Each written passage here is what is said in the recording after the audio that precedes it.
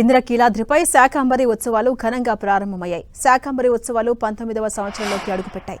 మొదటి విడతగా 32 టన్నుల కూరగాయలు, ఆకుకూరలతో అలంకరించారు. అలాగే 4 టన్నుల పండ్లు ఇంద్రకీలాద్రికి తీసుకొచ్చారు ఆలయ సిబ్బంది. వీటన్నింటితో అమ్మవారిని ఆలయాన్ని అలంకరించారు. వర్షాలు కురిసి పాడి పంటలు సమృద్ధిగా పండాలని ఉత్సవాలు నిర్వహిస్తున్నారు. శాకంబరి ఉత్సవాల నిర్వహణపై భక్తులంతా హర్షం వ్యక్తం చేస్తున్నారు.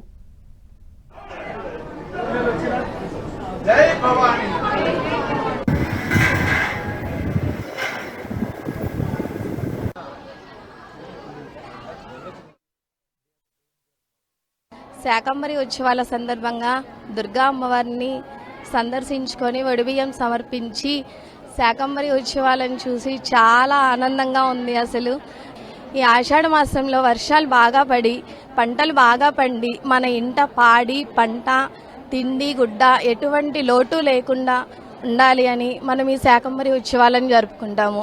ఆ తల్లి మనందరిపైన దయ ఉంచి కరుణ ఉంచి చల్లగా చూడాలి అని అందరి తరఫున అమ్మకు నమస్కరిస్తున్నాను. ఈరోజు అమ్మవారి ఉత్సవం చూసాం, చాలా కొత్తగా ఉంది. కూరగాయలతో అలంకరించారు అమ్మవారిని, చాలా వైభవంగా అనిపించింది. ఆ దర్శనం కూడా బాగా జరిగింది, చాలా సంతోషంగా ఉంది. ఇదే మొదటిసారి మేము రావడం. తెలంగాణ నుంచి వచ్చాం. నేను పాల్వంచ నుంచి వచ్చాను, భద్రాద్రి కొత్తగూడెం డిస్టిక్. చాలా ఆనందం కలిగింది. ఇదే ఫస్ట్ టైం నేను రావడం.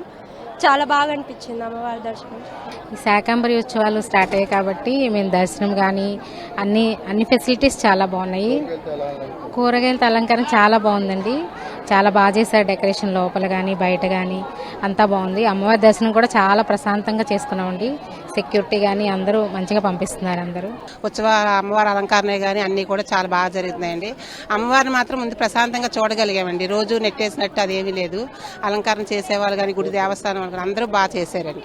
బాగున్నాయండి, చాలా బాగున్నాయి. చూడడానికే కళ్ళు ఎక్కడి నుంచి వచ్చిన వాళ్ళందరికీ కూడా ప్రశాంతంగా జరుగుతుంది. బాగుందండి. అమ్మవారి దర్శనం కూడా చాలా ఫ్రీగా బాగా అయ్యిందండి. మాకు మేము హైదరాబాద్ BHL నుంచి వచ్చామండి. చాలా బాగుంది అలంకరణ అంతా, చాలా అంటే చాలా బాగుంది. మేము చాలా అదృష్టవంతులు, అంత దూరం నుంచి వచ్చి ఈ కార్యక్రమం చూసామంటే చాలా అదృష్టవంతులం అండి. దర్శనం కూడా బాగా ప్రశాంతంగా చాలా బాగుంది. చాలా అంటే చాలా బాగున్నారు అమ్మవారు కూడా. మంచిగా అయిందండి. ఏం తోపుడు అలాంటిది ఏం లేకుండా నిదానంగా వెళ్ళాము. అందరం నిదానంగా అయిపోయింది. చాలా బాగుందండి.